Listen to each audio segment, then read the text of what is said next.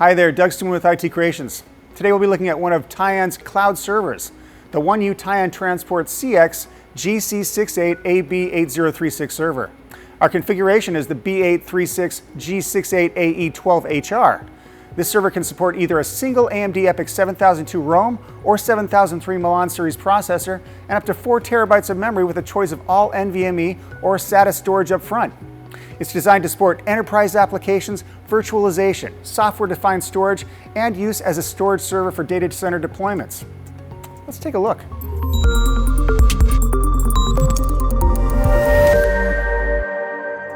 There are 2 other systems, aside from this one, which share the same GC68AB8036 chassis. One with 12 2.5-inch bays, including 10 SATA and 2 NVMe, and a third version with 4 3.5-inch SATA drive bays and 4 2.5-inch slimline NVMe drives in the upper portion. All long alphanumeric names, but let's just stick to the script.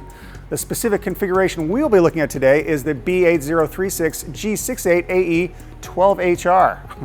This one has a few less characters, but the main difference between them is the storage.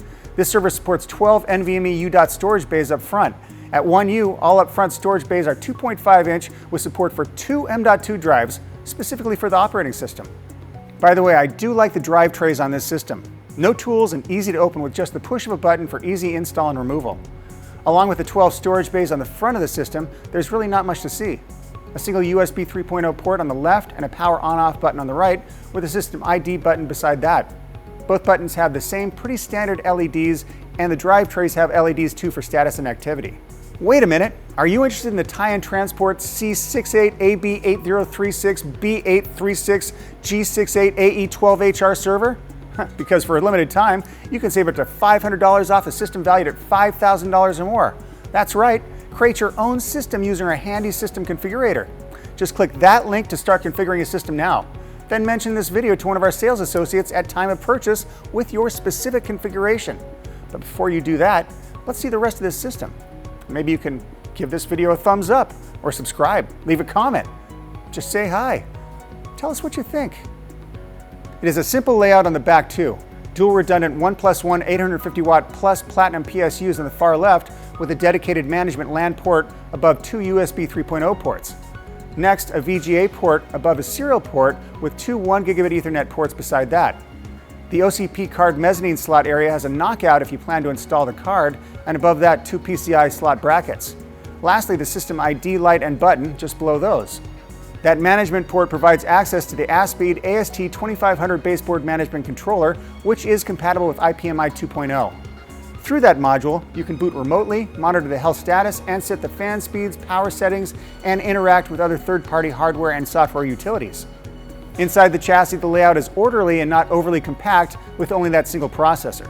And like I said, compatible with AMD EPYC 7002 or 7003 series processors. In this case, we have a second generation 7502P AMD EPYC CPU. The P on the end means it is designed specifically to be used in a single socket system. It does offer benefits over comparable Intel processors, which top out at 28 cores, at least for the second generation, but only 40 cores maximum with third generation Intel Xeon Scalable processors, and only at the platinum level. The 7502P offers more cores and a significantly larger cache. It supports almost 2 to 3 times as many PCI lanes compared to Intel, depending on the generation, and PCI 4.0 instead of PCI 3.0. All of the AMD EPYC processors can be used in a single socket system, but with a P, you pay less than other AMD offerings, and significantly less than, say, that 28-core Intel 8280 Platinum CPU. Between the motherboard and HDD backplane, there's a row of 6 fans. The middle fan is a different SKU, adding an extra blast of fresh air over the CPU. Both Rome 7002 and Milan 7003 processors will support up to 64 cores, which is still 2 times more cores compared to the 7001 Naples CPU at a maximum of 32 cores. Still very impressive at all levels. The 7002 series processors support AMD Zen 2 architecture, while the 7003 has Zen 3 architecture, but there are several other differences as well. The 7003 has a raw performance gain in throughput of 19% compared to the 7002 series. And if you're a marketing person, you round that up to almost 20%.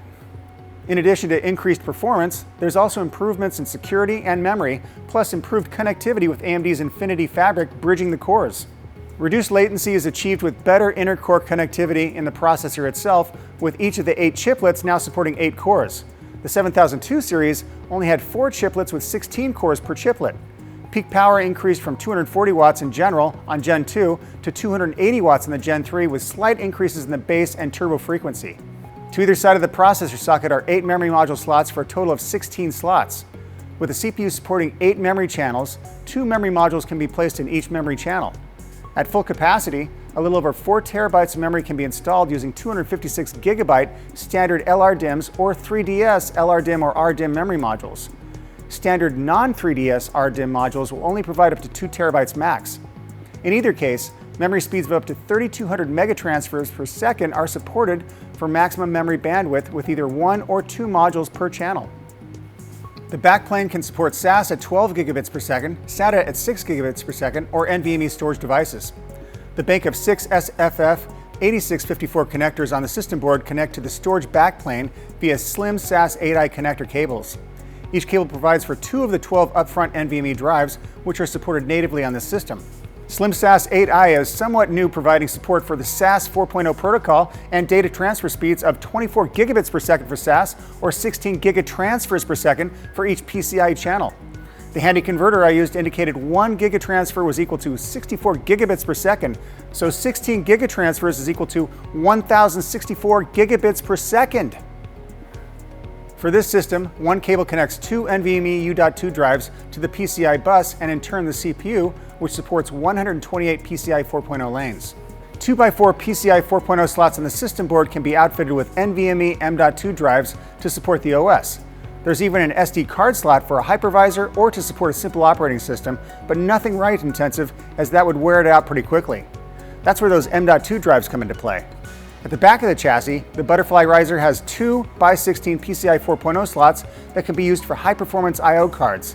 In case you're planning on using those PCI slots for other things, you can install an OCP version 2.0 card in the PCI Gen 3 x16 mezzanine slot for more network connections and bandwidth links. There are a bunch of options there too. And that's it for our hardware review of the Tyan Transport CX GC68AB8036, specifically the B8036 G68AE12HR server. While Tyan's alphanumeric naming convention may be somewhat hard to remember, there's no denying that they have an impressive range of platforms to meet all performance and budget levels. If you want to see more hardware reviews, then click that subscribe button and tell us what you think of this platform in the comment section below, or if you have any questions. Oh, and I left a few links in the description. So check out IT Creations if you are looking to purchase the latest servers, workstations, or just need some critical component to upgrade or get your network back up and running. Until next time, I'm Stuman with IT Creations, and thanks for watching.